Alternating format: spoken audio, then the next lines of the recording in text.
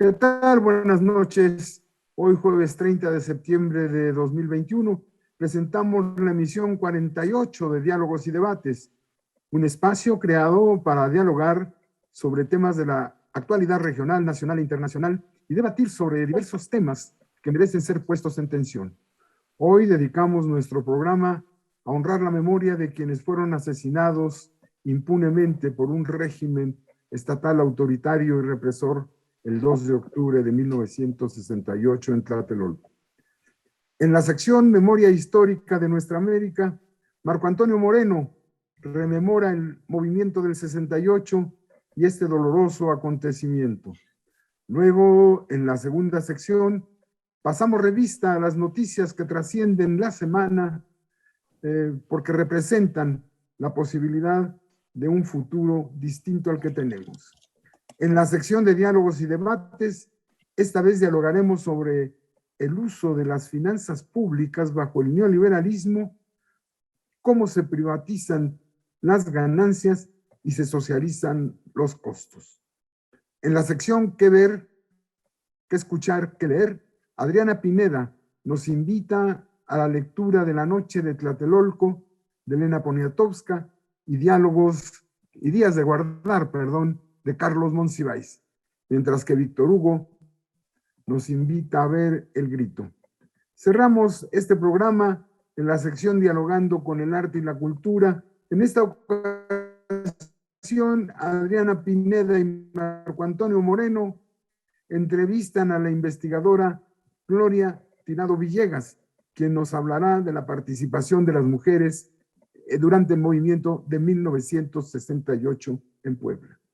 Quédese con nosotros en los próximos 50 minutos y sin más, vamos con Marco Antonio Moreno para recordar el movimiento del 68, no se olvida. Marco. Gracias, doctor. Buenas noches a todas y todos los que nos ven y nos escuchan. La historia de México contemporáneo está marcada por crímenes de Estado en contra de la humanidad, como es el que se llevó a cabo hace 53 años en la Plaza de las Tres Culturas de Tlatelolco para intentar aniquilar a sangre y fuego el movimiento estudiantil popular de 1968. En esta masacre, planeada desde la cúspide del poder político-militar, no ha llevado a los responsables ante la justicia. Estos crímenes no prescriben y no pueden ser objeto de amnistía. El ataque contra una multitud pacífica e indefensa se realizó con premeditación, alevosía y ventaja, participando como autores materiales tropas del ejército en uniforme y sin uniforme, como es el caso del agrupamiento del denominado Batallón Olimpia, y francotiradores apostados en azoteas de edificios próximos, además de los agentes de cuerpos policíacos y de inteligencia. Los autores intelectuales más señalados son el expresidente de la República, Gustavo Díaz Ordaz, su secretario de Gobernación, Luis Echeverría Álvarez, los mandos superiores del Estado Mayor Presidencial y la Secretaría de la Defensa Nacional, así como altos funcionarios de la policía y del entonces Departamento del Distrito Federal. El movimiento del 68 es parte de intensas luchas populares a partir de la huelga ferrocarrilera y su represión por el ejército en 1959, la guerrilla campesina y el asesinato de Rubén Jaramillo en 1962, el movimiento revolucionario del magisterio encabezado por Otón Salazar, las huelgas de telegrafistas y médicos y el trabajo político de quienes optaban por una lucha armada bajo la influencia del triunfo de la Revolución Cubana en 1959. Latinoamérica de esos años era un rosario de agrupamientos guerrilleros activos y en preparación. México no escapaba de esa situación. El movimiento del 68 tomó a los militantes revolucionarios por sorpresa. Pensaban que el trabajo organizativo debería circunscribirse a fuerzas estratégicas, es decir, la clase obrera y el campesinado. El sector estudiantil, aunque fuente de reclutamiento de esos organismos, No era considerado como un sujeto revolucionario, ni mucho menos que pudiera ser el protagonista de un proceso de la envergadura el que se inició el 26 de julio de 1968 a raíz de una violenta represión policíaca a la manifestación de conmemoración del asalto al cuartel Moncada. El movimiento tornó obsoletas estructuras de las sociedades de alumnos, que en algunos casos eran utilizadas por el partido oficial para la cooptación de dirigentes estudiantiles, surgiendo en su lugar los comités de lucha nombrados en asambleas generales, cuyos delegados integrarían el Consejo Nacional de Huelga, que funcionó democráticamente hasta el final del movimiento. El 68 se caracterizó por sus magnas y combativas marchas, las de agosto y septiembre, las del silencio, la de las antorchas.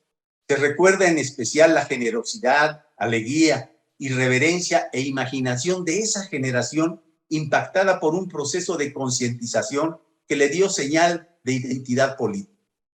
El movimiento se integró principalmente por estudiantes, profesores, por padres y madres solidarios de las distintas escuelas de las facultades de la UNAM, el Politécnico, la Escuela Nacional de Antropología e Historia, aunque se sumaron rápidamente alumnos de educación media y superior de escuelas y universidades de diversas procedencias sociales, a las brigadas, sobre todo el movimiento y propaganda, que recorrían la ciudad construyendo un efectivo medio de comunicación que se enfrentó con éxito a los grandes medios controlados por el gobierno.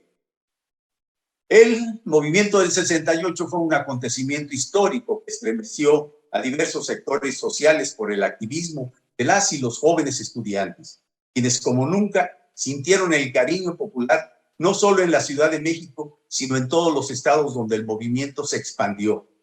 Se demandaban mínimas libertades democráticas, la libertad de los presos políticos y el fin de un régimen autoritario por parte de un Estado que nunca estuvo dispuesto a resolver el conflicto.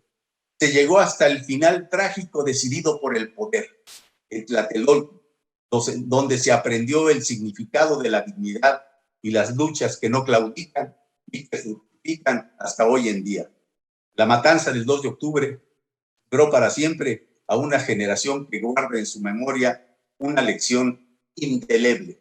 Por ello, seguimos diciendo muchos movimientos como el 68, nunca más un 2 de octubre.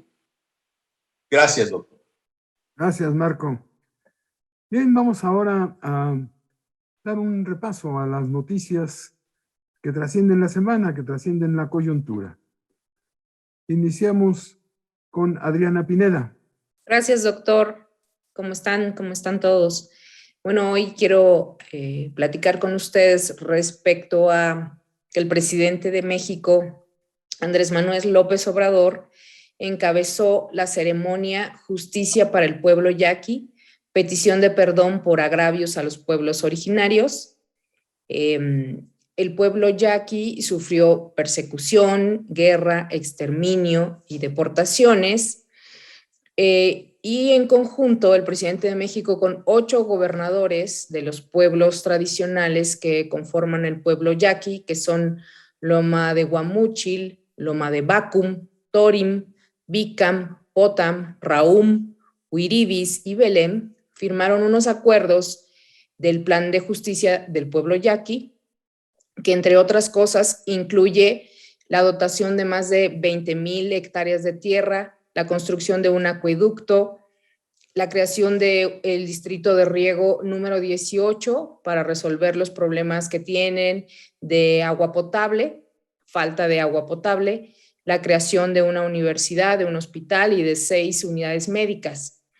El yaqui Jesús Patricio Varela Martínez aprovechó esta ocasión para presentarle al presidente de México una propuesta de reforma constitucional para dotar a los pueblos indígenas de autonomía y control jurídico y político de sus territorios, no solo a ellos como yaqui, sino a otros 67 pueblos indígenas y comunidades afromexicanas que habitan este territorio.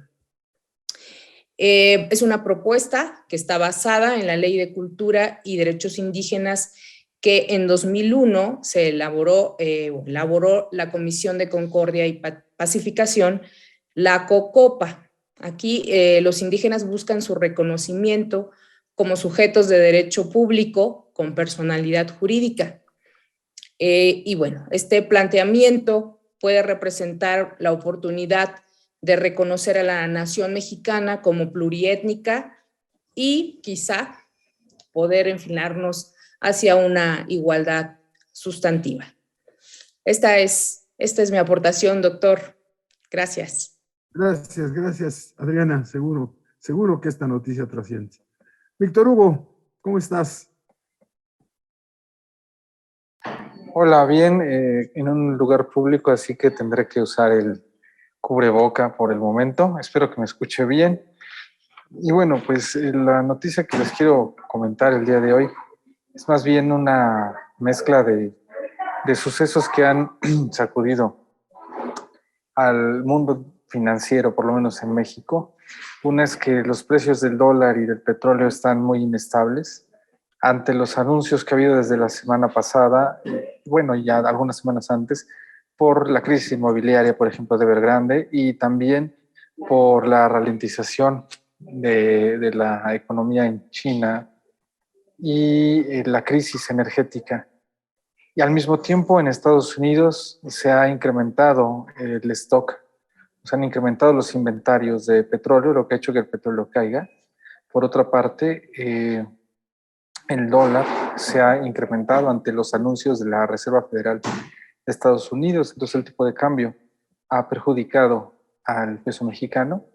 Por otra parte, pues también tenemos que en la política financiera interna, Andrés Manuel López Obrador el día de hoy inauguró las primeras sucursales del Banco de Bienestar en la Ciudad de México, y esto implica que se inaugura también una nueva política de inserción a las finanzas de un sector que ha sido por momentos olvidado por las instituciones financieras, pero por otros momentos también ha sido abusado por parte de las instituciones financieras.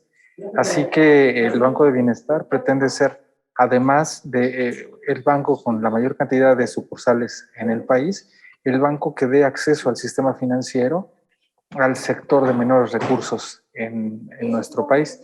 Entonces, esta nueva política financiera y de inserción y uso de las nuevas tecnologías a partir del Banco de Bienestar, pues parece ser una buena propuesta del gobierno federal, porque además incluirá envío de remesas, hay una cartera de inversión que también a la que pueden acceder las personas de a pie desde 100 pesos, como lo hacían en Bansafety, y ahora, bueno, con un enfoque más hacia lo social, esperando que también una posible reforma en el sistema de pensiones, pues nos permita en algún momento poder meter el dinero de nuestro fondo de ahorro para el retiro en una institución controlada por el Estado nuevamente. Son propuestas que se han hecho de manera, digamos, no en firme en algunas conferencias o comentarios del presidente, pero habrá que esperar cómo se formalizan a partir de la operación ya de los bancos del bienestar. Gracias, Víctor. Vamos ahora con Adriana Paola. ¿Qué noticia nos tienes, Adriana Paola? Claro que sí, Doc. Buenas noches y buenas noches a nuestra audiencia este día.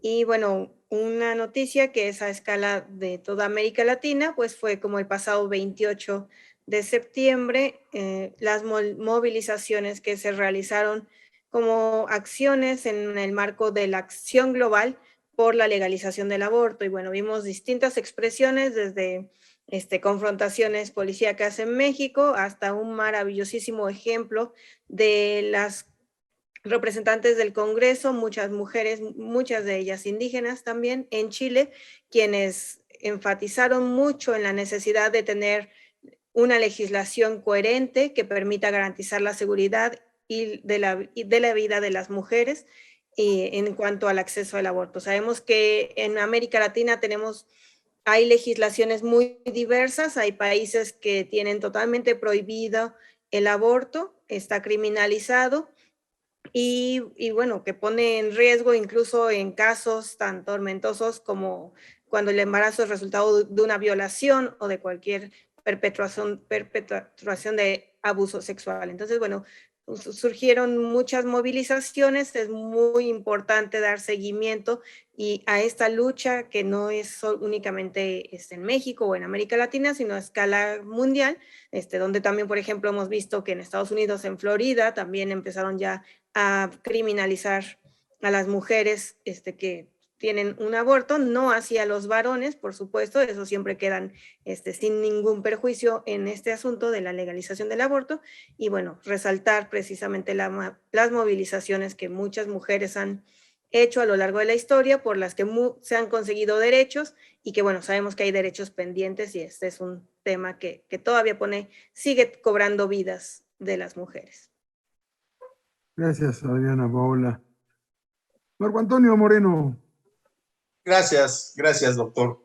Pues el pasado lunes, es 27, la ministra de la Suprema Corte de Justicia de la Nación, Norma Lucía Piña Hernández, afirmó que ya es constitucional la suspensión dictada contra la siembra comercial del maíz transgénico. Es un proyecto de sentencia que se ha distribuido entre los ministros de la primera sala de la Suprema Corte de Justicia y que ellos analizarán el caso. Señala que las suspensiones otorgadas por autoridades judiciales deben de responder siempre al interés de la mayoría. En el análisis están basando desde la protección de intereses como los derechos de los consumidores hasta las complejas y múltiples situaciones que se podrían presentar en detrimento del medio ambiente. Esta es una buena noticia, corta pero contundente. Gracias, doctor. Gracias, Marco. Bien, vamos ahora a nuestra sección que hemos titulado Diálogos y Debates, con la idea de aportar algunas cuestiones a lo que pasa poco e insuficiente. Se manejaron las finanzas públicas en el neoliberalismo y cómo esto permitió las ganancias y sociedad. Bien, vamos a iniciar nuestra participación y le pido a Adriana Pineda. Sí, doctor, muchas gracias. Pues hemos elegido este tema porque consideramos, o bueno, desde mi punto de vista, en México hemos padecido desde la instauración del neoliberalismo un proceso de al menos, bueno, de grandes movimientos de bienes estatales que se han vuelto, sí, y se han convertido en privados. Pienso, bueno, en la privatización de la banca, en la privatización de Telmex y en el tema del Fobaproa. Son, al menos esos casos, han sido contundentes en el sentido de que provocaron mucho miedo en la sociedad. Se decía que se iba a desestabilizar el sistema, que el país no iba a tener viabilidad, casi, con el tema del Fobaproa, ¿no? Los medios de comunicación fueron contundentes para extender la idea de que era necesario casi el rescate de la banca. Creo que en México, para México, ha resultado en la creación de monopolios. Por ejemplo, Telmex tuvo durante 6 años exclusividad para pues la explotación y pues el desarrollo de la actividad telefónica, lo cual pues ha concluido o ha derivado más bien en que tenemos en México a uno de los hombres más ricos del mundo y que en nuestro país controla las tarifas tanto de la telefonía fija como de la telefonía celular. No hay una verdadera competencia porque toda la infraestructura que tenía Teléfonos de México, pues ellos son los que la dominan, los que la controlan, los que la explotan. Y desde luego eso ha repercutido en altas tarifas de el Internet y que ya es un servicio indispensable para muchos. No tenemos desde luego la mejor cobertura ni la mayor velocidad y sí tenemos altos precios, altos costos por todo este proceso. Y bueno, también el tema del FOBAPROA, que se volvió un enorme barril, ¿no?, en el que generaciones y generaciones de mexicanos van a seguir endeudados o seguir pagando esta enorme deuda que metieron ahí, pues muchísima gente vio la oportunidad de meter sus deudas y pues tendremos que pagarlas todos, ¿no? Entonces, pues todo este proceso de privatización ha derivado en estos grandes problemas que me parecen, que son el monopolio y la concentración de la riqueza. Y bueno, me parece que pues a continuación podemos tener la intervención de Víctor. Por favor, Víctor, ¿qué nos puedes aportar a este debate? Sí, uno de los sellos que ha tenido el neoliberalismo es hacer del sistema capitalista algo más descarnado, algo más abiertamente abusivo. Y una de las muestras más emblemáticas de esto ha sido la socialización de deudas privadas. Durante muchos años, sobre todo en América, hubo una crisis, a partir de los años 80, una crisis de deuda en la que los países de nuestra América se vieron en la necesidad de suspender los pagos debido a la caída en gran parte de precios de petróleo y también a los malos manejos dogmáticamente neoliberales de sus gobiernos, que posteriormente adoptaron lo que conocemos como el Consenso de Washington, que contiene una serie de medidas para disciplinar a los gobiernos y que en pocas palabras lo que hacen es obligar a quienes están en el poder a comportarse como si fueran gerentes de un gran negocio. Y resulta que ese gran negocio pues son nuestros países. Entonces, a partir de ello, ha imperado una lógica financiera en la que principalmente financiera, pero que ha favorecido en diversas maneras a las empresas privadas con la gestión de recursos públicos.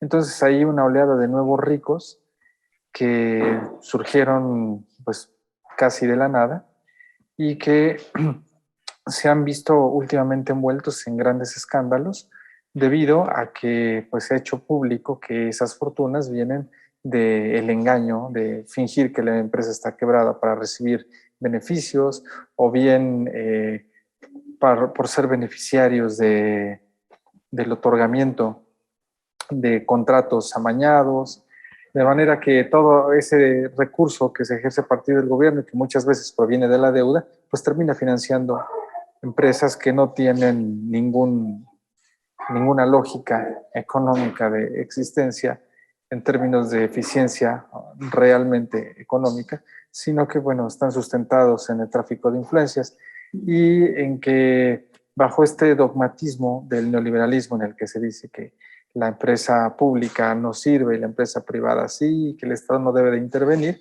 pues se les ha otorgado a manos llenas una serie de recursos a empresas privadas que provienen del erario y cuando el erario no tiene lo suficiente, incluso de deuda. Esas empresas son introducidas en mercados, se vuelven financieras y terminan por perderlo en burbujas financieras y pues quienes pagan estas deudas terminamos siendo nosotros. Pues no sé qué tenga que decirnos el compañero Marco. Sí, gracias, Víctor. Bueno, pero es que son muchos años, ¿no? 36 años, desde 1982 hasta el 18, donde pasaron permanentemente de ser propiedad a ser propiedad privada muchas empresas, industrias, y no solamente eso, sino recursos productivos que habían sido de propiedad pública, social o cooperativa. La lista es muy larga, ¿no? Y el problema es muy complejo.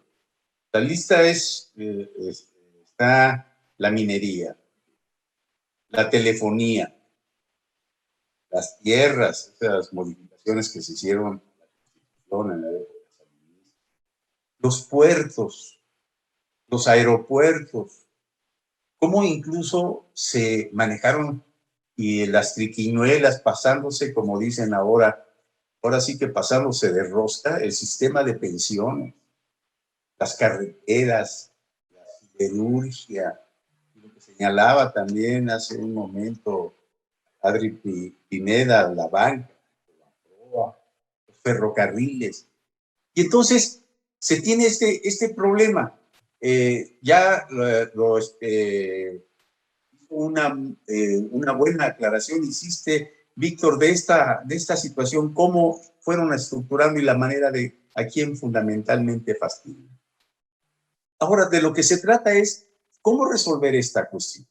Y obviamente, pues un gobierno, como el que actualmente tenemos, empieza con algo que me parece que es importante. Ya no hacer más privatización. Pero esto no acaba con el neoliberalismo.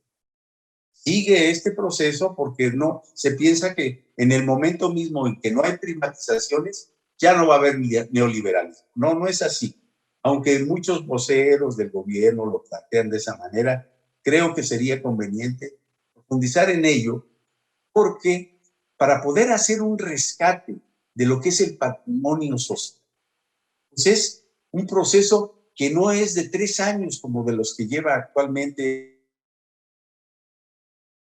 el actual gobierno federal.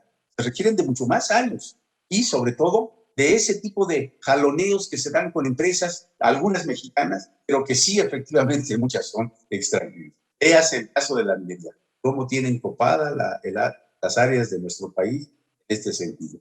Yo le dejo por ahí y sería para un segundo momento ver esta situación, cuáles son ese tipo de formas en donde se implementaron y cómo, sobre todo, hacer un rescate de los niños. Y creo que Adriana Paola nos va a decir algo. Adri, por favor. Claro que sí, Marco, muchas gracias. Y pues efectivamente, bueno, ya ustedes mencionaron bastante, ¿no? El sistema capitalista, la acumulación de capitales a lo que se dedica, a acumular, a expropiar, a privatizar, a apropiarse del valor creado por las y los trabajadores, por estos espacios, sí, de esta fuerza de trabajo física, manual e intelectual, cómo es despojada por este sistema capitalista y cómo se va apropiando no solamente del fruto de este trabajo, sino efectivamente también privatizando los servicios, como ustedes bien ya señalan, ¿no? La industria, la agricultura, la investigación científica, la educación, el agua, la electricidad, cuestiones tan fundamentales y de las que el capital nos va despojando. O sea, privatización de las ganancias, del valor creado por los y las trabajadoras en el mundo, ¿verdad? Y bueno, además de que se privatizan las ganancias, cuando sí hay algún tipo de pérdida o cuando hay estas megacrisis, resultado incluso de esa apropiación y esa creación de esas finanzas especulativas, pues vemos cómo se socializan las deudas, se socializan las pérdidas, y ahí es donde el trabajo común sigue siendo expropiado, porque entonces los pequeños, la persona común, ¿no? El común de las personas si alguna deuda tenemos, pues sabemos que eso se nos vuelve una cadena impresionante, inacabable para poder cubrirla, y no hay realmente un tipo de apoyo cuando llegan estas grandes crisis financieras. Y sin embargo, sucede con los grandes capitales. Siempre hay esa inversión multimillonaria para proteger a los capitales privados, que además han crecido y se han mantenido por el despojo histórico que han hecho a la fuerza de trabajo, ¿verdad?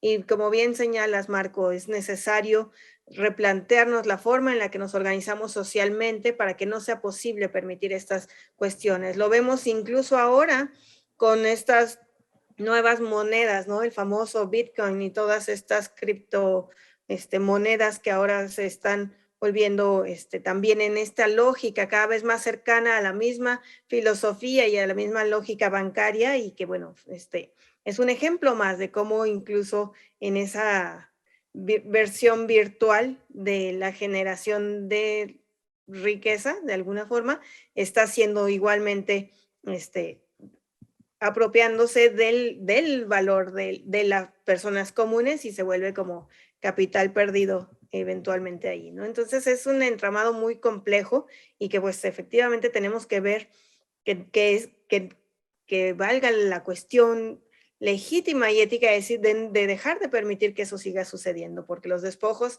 siguen siendo cada vez más profundos, y bueno, siempre se socializan las pérdidas, efectivamente, ¿no? No sé si alguien más quiere hacer un último comentario, y si no, pasaríamos ahora a nuestra cuarta sección, en donde Adriana Pineda nos va a recomendar algunas lecturas, honrando nuevamente, como hicimos mención al inicio, a todos los estudiantes, campesinos, obreros, trabajadores, mujeres y demás que participaron en las movilizaciones del 2 de octubre. Y bueno, Adriana nos va a recomendar algo, así como Víctor Hugo. Adelante. Gracias, tocaya. Sí, seguimos honrando el recuerdo de los caídos el 2 de octubre de 1968 y de la literatura que existe sobre estos acontecimientos. Destaco en esta ocasión 2 libros que fueron publicados 2-3 años después de que ocurrieron los hechos, y que se concentran particularmente pues, en la noche de la matanza del 2 de octubre. Y me parece que son relevantes porque los hechos fueron oscurecidos, fueron negados, fueron invisibilizados por los medios de comunicación de ese entonces. Y una aportación importante de estos textos es que preservan la memoria justamente de lo que sucedió, de los actos crueles cometidos por el Estado mexicano. El primero que quiero recomendar es La noche de Tlatelolco, de Elena Poniatowska, el cual es una crónica que se reconstruyó mediante entrevistas que realizó la autora a estudiantes, a padres de familia, a obreros, a participantes, a líderes estudiantiles, a gente que participó en el movimiento. La primera parte del libro se llama Ganar la calle y retrata este ánimo revolucionario del movimiento, cómo los estudiantes estaban convencidos de su capacidad transformadora. La segunda parte, La noche de Tlatelolco, se llama Reconstruye lo sucedido justamente este 2 de octubre a partir de estos testimonios que menciono.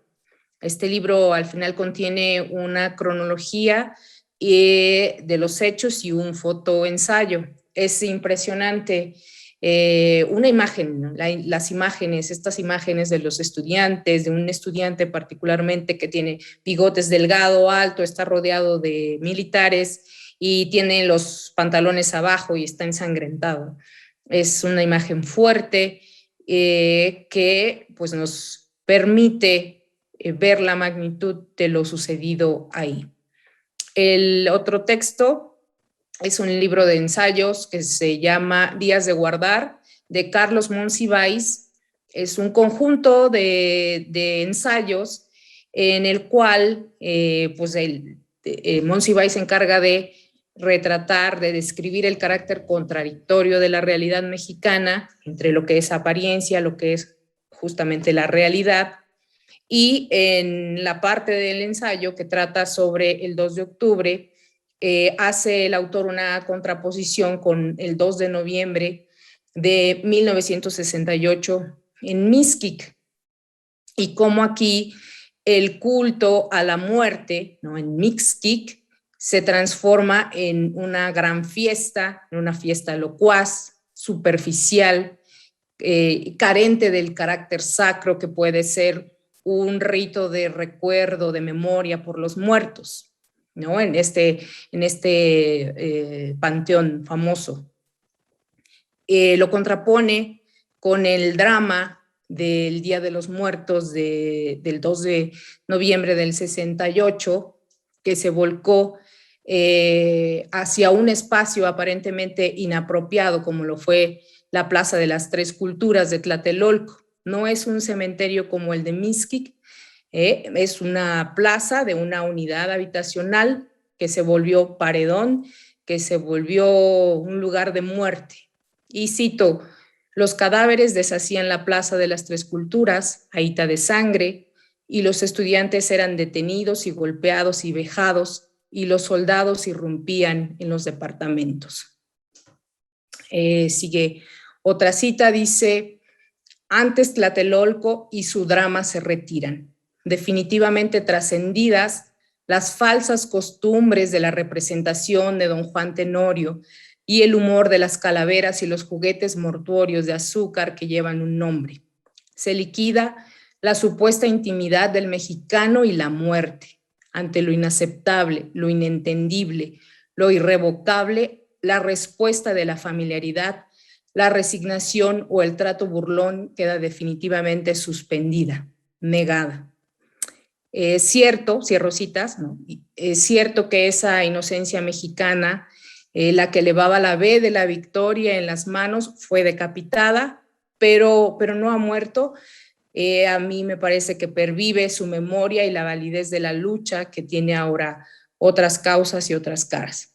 Pues recomiendo estos textos que son significativos y retratan y nos permiten seguir visibilizando esa lucha. Y pues vamos a escuchar a continuación a Víctor, que nos recomienda una película sobre esta temática. Adelante, Vic. Gracias, Adriana. Sí, bueno, hay algunas películas que son notables y que tienen como temática central el 68. Hoy quisiera hablarles de una película que se llama El Grito, que es un documental que fue grabado por estudiantes de la UNAM que inicialmente querían hacer como parte de su servicio social el registro de las movilizaciones estudiantiles en el 68. Registraron desde el inicio de las movilizaciones, no tenían idea realmente de pues aquello en lo que iba a terminar esta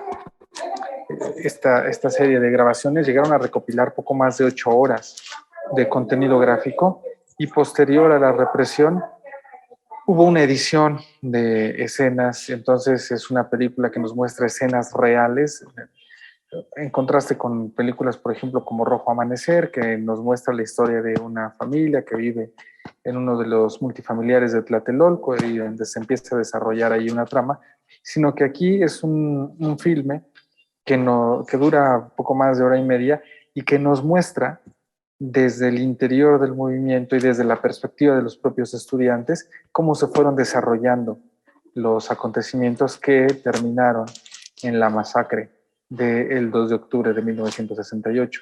Vale la pena revisarlo, sobre todo porque, bueno, al menos en mi caso, al pertenecer a esa generación que salió a las calles impulsado por varios movimientos, ¿no? Entre ellos, no debemos olvidar que muchos nos acercamos o nos volvimos más proclives a participar en movimientos sociales a partir de acontecimientos como el de Atenco en el año 2006, o lo que pasó en Oaxaca con la represión a la APO, o más tarde incluso con el movimiento Yo Soy 132, etcétera, que de repente al militar en esos movimientos y tener algún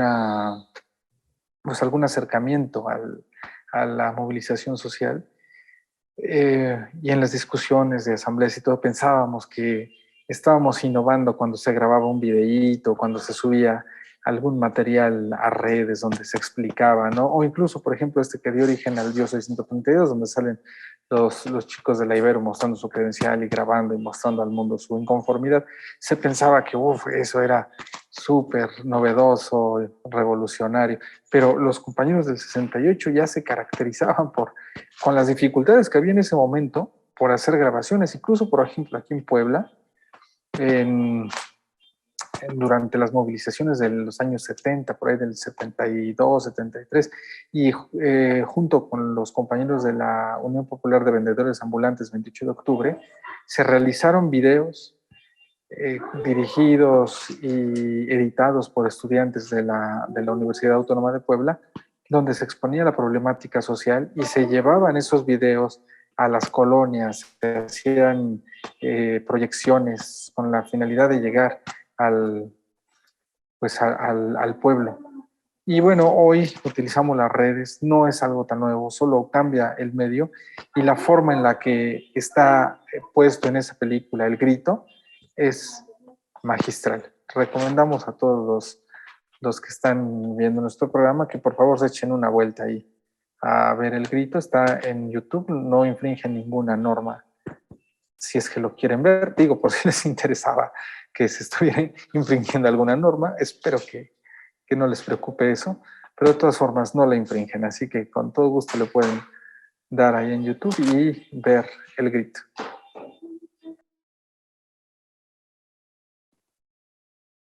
Muchas gracias, Víctor. Pues nos vamos entonces ahora con nuestra última sección, en donde Adriana Pineda y Marco Moreno entrevistan a la doctora Gloria Tirado, quien, bueno, historiadora e investigadora sobre la participación de las mujeres también en la lucha en el movimiento estudiantil del 2 de octubre del 68 y bueno, de muchos movimientos a lo largo de la historia de México.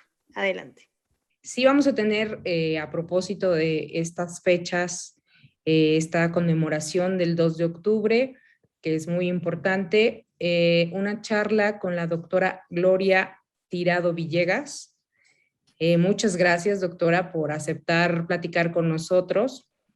Usted tiene investigación y bibliografía publicada sobre el movimiento del 68, particularmente aquí en Puebla, bueno, en Ciudad de México, desde luego, y particularmente del tema de las mujeres. Desde mi punto de vista, las mujeres hemos sido pues factor muy importante en los movimientos, en el sentido de que pues se comparte con el resto de la familia, se educa en un núcleo familiar respecto a estos temas de la importancia de la lucha social. Y bueno, nos gustaría escucharla, por favor, doctora. Bienvenida. ¿Cómo no? Pues muchas gracias, ¿no? Muchas gracias por esta invitación. Y quiero empezar por, bueno, agradecerle al doctor Jaime Ornelas esta invitación que me hace para comentar uno de mis trabajos que hice y salió publicado en el 2004. Cuando salió publicado este libro, pues es de los pioneros que abordan la presencia y la participación de las mujeres en el movimiento del 68. Y yo empecé haciendo ese trabajo porque me encontré con que las mujeres casi no eran mencionadas. Las entrevistas que hacían los periodistas eran a los hombres, a los líderes, o a los que habían estado presos en la cárcel de Lecumberri. Entonces había así como una visión muy de protagonistas solamente hombres, y me preguntaba, bueno, ¿y las mujeres no participaron? Y había muchas imágenes que yo vi de mujeres que iban en las manifestaciones, que salían también a votar igual que los hombres. Y ahí fue que me interesé en empezar a hacer las entrevistas con un grupo de alumnos en aquel entonces, para que preguntaran a aquellas que habían participado en el movimiento estudiantil, que les preguntaran por qué habían participado, qué habían hecho, cuáles eran sus experiencias. Y me pareció interesantísimo comprender que el movimiento estudiantil de 68, el cual se ha estudiado más, la parte de la represión, lo ocurrido el 2 de octubre, lo ocurrido en diferentes momentos durante el año del 68, me pareció interesante. Todo lo que las mujeres pudieron cambiar, transformar, aprender durante esa huelga, que en Puebla pues fue una huelga solidaria, ¿sí? Solidaria con lo que estaba sucediendo en la Ciudad de México. Pero me pareció interesante por dos razones. En primer lugar, porque habían pasado 15 años apenas de que se le había otorgado el derecho al voto a las mujeres. En segundo lugar, las mujeres no tenían representación, las estudiantes no tenían representación en las organizaciones, las instituciones de educación superior estaban altamente masculinizadas. La Universidad Autónoma de Puebla tenía el 17% de su matrícula escolar eran mujeres. En la UNAM no andaban tan altos, el 22% de la matrícula eran mujeres. Entonces estamos hablando, ahora eso es imposible, ¿verdad? Porque vemos que ya el 50%, el 51%, el 52% en algunas carreras, mayoría son mujeres. Pero en 68 pues eran pocas las mujeres y en algunas carreras eran muy pocas las que estudiaban, ¿no? Las ingenierías pues era muy raro que estuviera una mujer en ingeniería. Entonces había que considerar y preguntarse de dónde venían, cómo se habían formado en su casa, en la familia. Porque muchas de ellas venían de escuelas privadas, femeninas, ¿verdad? Y su primer contacto y entrar a una universidad altamente politizada, masculinizada, con representación fundamental de varones, pues las transformó definitivamente durante el desarrollo de la huelga, ¿no? Algunas de las compañeras que entrevisté decían, bueno, no fue importante lo que hicimos, íbamos y boteábamos y íbamos con las Adelitas, y no daban gran importancia a su participación. Pero algunas otras tenían muy claros por qué participaron y no solamente iban a las brigadas, sino iban a la Ciudad de México y mantenían contacto con jóvenes que eran del Consejo Nacional de Huelga, de la UNAM o del Politécnico. Estaban muy relacionadas y algunas ya eran militantes del Partido Comunista. Entonces eso da una visión de una heterogeneidad en la formación de las jóvenes y el impacto que tuvo en ellas la participación política. Entonces, algunas pasaron de haber estudiado en escuelas femeninas católicas y pasan a ser mujeres de izquierda, muy politizadas, muy entregadas y muy claras y toman una conciencia social increíble, ¿no? En unos cuantos meses es como si hubieran estado mucho tiempo como sus compañeros, ¿no? Algunas decían, pues estábamos igual que los compañeros, éramos iguales que los compañeros, nos daban un trato igual.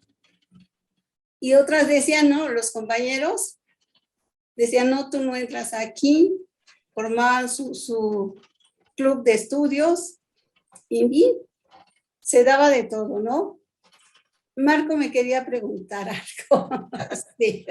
No, estaba nada más levantando la mano. Gloria, qué bueno que estás con nosotros. Me da mucho gusto saludarte y bueno, pues sé que eres una activista intelectual increíble y bueno, pues yo quiero comentar contigo esta situación de la problemática que señalas de la mujer de las jóvenes en aquel entonces, si a los hombres nos costaba trabajo convencer a la familia de poder participar, estar en las movilizaciones, hacer guardias en la escuela, participar en los comités de lucha, hablar en las asambleas. Para la mujer era un poco más complicado, muchísimo más. Nosotros en la escuela de ingeniería, pocas había, vaya, si el porcentaje era las chicas de ingeniería, así decíamos, incluso hay una canción, todas las chicas de ingeniería son lindas de verdad, son bellísimas, así decíamos todos los ingenieros. Y cuando en las asambleas de ingeniería pedía la palabra una mujer, de toda esa algarabía que se hacía, se provocaba un silencio, una atención importante, que la palabra de la mujer era algo importante en ese sentido. Y obviamente, pues en México teníamos luchadores. Recuerdo la dirigente de la escuela de economía, de derecho, perdón, Tita. ¿Sí? Tita, claro. La Tita, sí, y que encabezaban las marchas, iban las chicas con sus faldas cortas, desarrollándose, impregnándose, bañándose de un movimiento de concientización. Esta cuestión a mí me parece importante. Yo nomás quería comentar eso y corresponder a lo que tú quieras decir. Efectivamente, Marco, pero mira, cuando yo comencé a estudiar este trabajo y lo publiqué, como que decían, ay, pero es que participaron las mujeres. Pero es que de veras, después de 50 años uno escucha a las propias mujeres que han dado sus testimonios, que han participado en los conversatorios, y es otra visión la que tienen y una claridad la que tomaron, porque a lo largo de los años fueron recuperando esas experiencias, ¿no? Y ahora lo plantean con una claridad y con mucho gusto de todo lo que significó para ellas la participación en 68.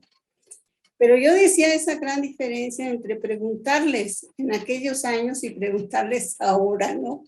Y me encontré con un puñado de compañeras que habían estado en México y que vinieron a vivir a Puebla, ¿no? A trabajar en la universidad. Y ellas también presentaban experiencias totalmente distintas a las compañeras que habían estado aquí participando. Eso es una cosa que nos habla, es una diferencia que nos habla del ambiente que había tanto en la ciudad de Puebla, las familias, y como tú dices, pues algunas tenían temor de salir a repartir volantes porque decían, me vayan a encontrar mi mamá, mi papá, y me van a dar, ¿verdad? Y otras, por ejemplo, muy simpáticas, muy agradables, porque hablan, ahí están sus testimonios, en que pues tomaban sus pequeñas rebeldías, es decir, se usaba la minifalda, pero en su casa no les dejaban usar la minifalda, y entonces lo que ellas hacían era salir con su falda y luego subírsela, y entonces cuando ya estaban afuera se la subían y andaban de minifalda. Y por supuesto también esa rebeldía, pequeñas rebeldías, de que bueno, tenían que ir con un chaperón para salir con su novio, pues entonces salían y podían hacer las suyas, ¿no?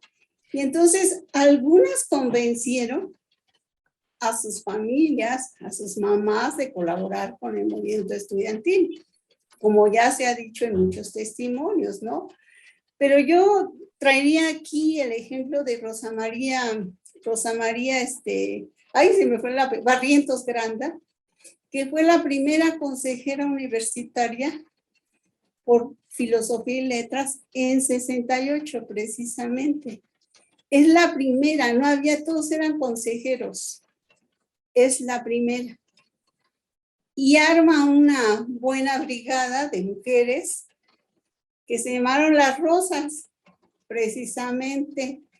El doctor Jaime Ornelas me dio un testimonio muy bonito sobre Las Rosas, porque coincidía que se llamaban Rosa. Entonces Rosa María Vilés, entre otras, ¿no? Entonces ese grupo de Las Rosas formaron una brigada y se iban también a la Ciudad de México, ¿no? porque además Rosa María Barrientos fue representante al Consejo Nacional de Huelga, representante por la Universidad Autónoma de Puebla, junto con Miguel Ángel Burgos. Fueron los delegados al Consejo Nacional de Huelga, como está en la lista original de los delegados en el Consejo Nacional de Huelga. Entonces ella tenía que ir a esas reuniones, pero iban las Rosas, ¿no? Iban varias amigas que iban, regresaban, platicaban, etcétera, y esa, digamos, esa libertad que empezaron a tener, pues la llevó a ampliar no solamente, bueno, además de su radio de acción, también su comprensión de la realidad, ¿no? Y ya algunos contactos con las ideas feministas, ¿no? Doctora, ¿y cuáles eran las motivaciones de las compañeras activistas poblanas en el 68? ¿Qué las motivó? ¿Cómo se formaron ellas políticamente? Pues había algunas que eran militantes del Partido Comunista, como lo comenté, pero algunas otras pues iniciaron también porque sus hermanos participaban en un movimiento o porque sus novios también participaban y las invitaron. Ahora, así empezaron, ¿verdad? Pero después encontraron bastantes motivaciones para seguir en el movimiento estudiantil. Y al tomar conciencia de lo que estaba sucediendo y en la medida en que la represión fue aumentando, pues ellas salían a denunciar.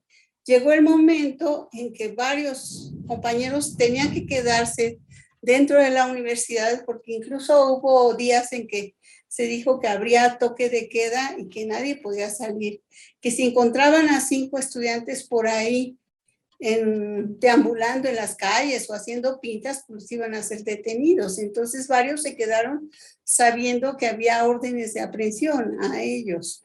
Y entonces lo que hacían las compañeras pues era salir, llevar información, llevar volantes y también pues apoyarles, llevándoles la comida, ¿no? Entonces también ese es otro elemento esencial porque da un compromiso con la lucha y con sus compañeros, por supuesto, ¿no?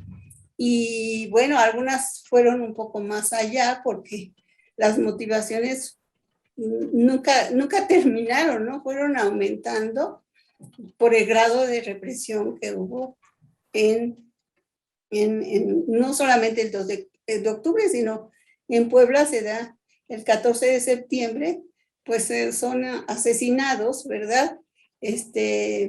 Dos trabajadores universitarios y 2 fueron, bueno, uno le mutilaron la mano cuando iban a hacer iban a subir a la Malinche y se detienen en San Miguel Canoa. Entonces, bueno, esos fueron unos hechos terribles, terribles, y claro, en todo eso estaban motivadas las mujeres, ¿no?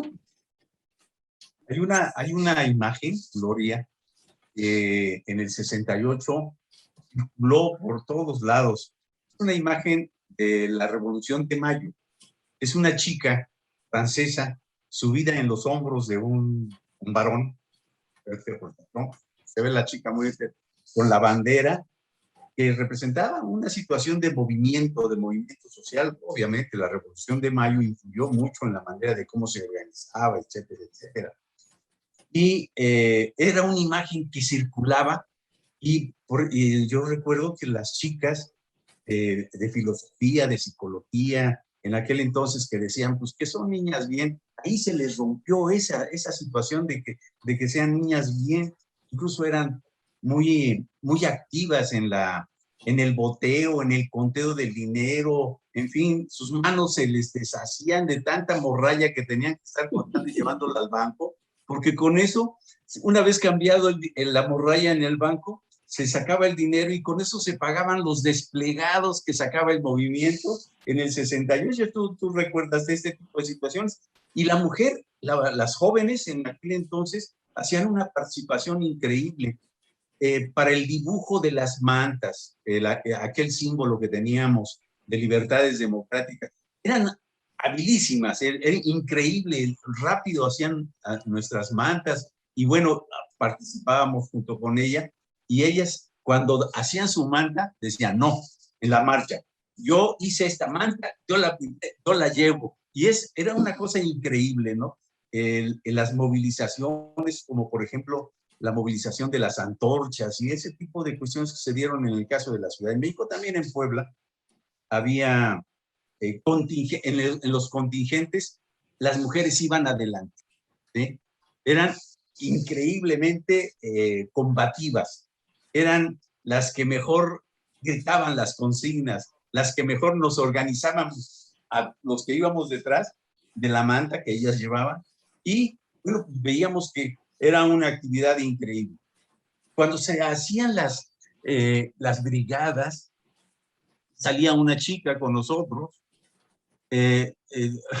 repartíamos, boteábamos, nos subíamos a los camiones, nos echábamos un speech de varios minutitos mientras pasaba a la siguiente parada, pero nuestra fundamental preocupación era cuidar a la chica que iba con nosotros, a la compañera, ¿sí? Y bueno, pues son estas pláticas y estos recordatorios de la participación de la mujer en el movimiento del 68, pues tiene una gran cantidad de imágenes. ¿Sí? Yo creo que el 68 es el primer movimiento estudiantil que participa en forma mayoritaria las mujeres, siendo una minoría en la matrícula escolar.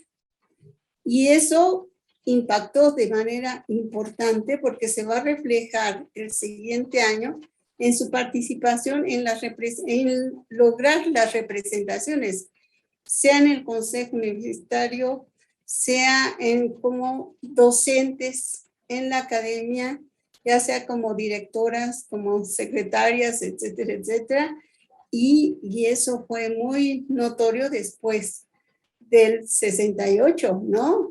Porque es una experiencia política y una experiencia en las prácticas políticas que no habían tenido, porque miren, los hombres muchos eran oradores porque además tomaban cursos de oratoria, iban a los concursos de oratoria. Era más común que los hombres tomaran la palabra, ¿no? Fueran el megáfono, el micrófono, ¿no? Convencieran. Ese liderazgo era para los hombres hasta ese momento. Pero la experiencia que obtuvieron durante ese año fue esencial. Y lo han dicho también las que fueron del Consejo Nacional de Huelga, lo han dicho también en los conversatorios. Es decir, las dificultades que tenían para hacer, por ejemplo, Mirto Cleya, ¿no? Que era delegada de la Wilfrido Massieu, la única mujer ingeniero mecánico, ¿no? Qué difícil fue al principio llegar a ser la delegada y después pues todos hasta la fecha, ¿verdad? La aprecian, obedecían lo que decía Mirto Cleya.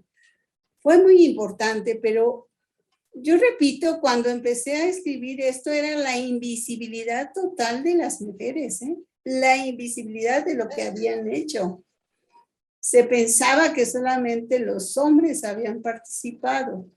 Y tan era la ceguera intelectual, como dicen, y de los periodistas, que a las mismas que estuvieron presas, ya lo dijo Marco Antonio, una de ellas fue la tita, Roberta Bendaño, y la otra fue Ignacia Rodríguez, la Nacha, que todavía vive. Ni siquiera ellas las habían entrevistado como expresas en el momento que estaban presas en Santa Marta, Catitla. Entonces, de alguna manera, se apropiaron, ¿verdad? Por esta visión que se tenía. Se apropiaron del movimiento estudiantil los varones, ¿no? Quedaron ellos apropiados.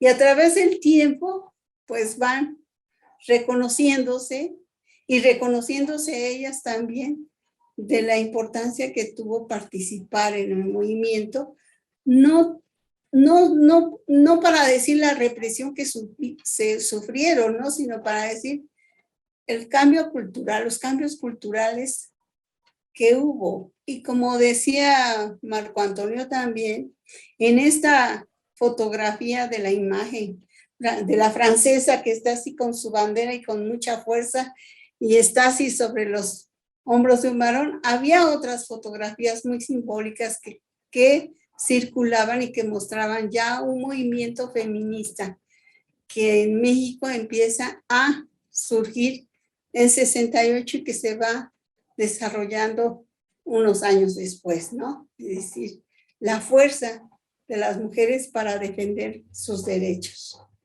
¿verdad? Sí, doctora, la verdad me llamó mucho la atención esto que usted dijo, que ahí fue como el despertar, pero que a pesar de que fue contundente la represión, permeó en la actividad de muchas mujeres, ¿no? Creo que esto es muy significativo, de que ahí no se acabó y no se destruyó la politización de las mujeres, ¿no? Me parece fue todo lo contrario. Uh-huh. Claro, totalmente lo contrario. Bueno, y ya vemos los efectos que ha tenido en las generaciones posteriores, ¿no?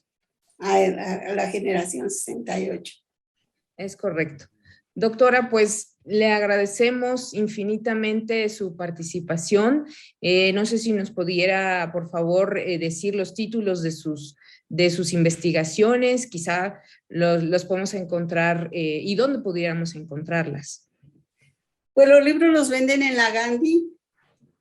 Sobre las mujeres se llama Otra Historia, Voces de Mujeres del 68 en Puebla. Y recientemente, hace 2 años, salió el 68 y su universidad en Puebla. Y también pues, en la Gandhi, en las librerías de la universidad, ahí se venden, ¿no? Y varios capítulos de artículos que en la web pueden encontrar, que se encuentra fácilmente, ¿no? Ahora. Sí. Gloria, bueno, pues te mando un abrazo. Sí. Un abrazo fraterno y militante, por supuesto. Me dio mucho gusto platicar contigo, nos dio mucho gusto. Nada más anuncio este artículo que salió el año pasado, un artículo que se llama La reconfiguración de las relaciones amorosas en el 68 y que también se puede bajar en la red, se puede encontrar. Muchas gracias, gracias. Gracias. Gracias, doctora. Muy buenas noches. Buenas noches. Buenas noches. Pues muchísimas gracias, doctora, por su participación. Muchísimas gracias, Adriana Pineda, Marco Moreno, Víctor Hugo. Muchas gracias, el doctor Ornelas. Y con esto estaríamos cerrando nuestra emisión número 48 de Diálogos y Debates. Por favor, denle muchos likes, compártanlo, que se difunda lo que aquí platicamos y nos vemos la próxima semana. Muchas gracias y buenas noches.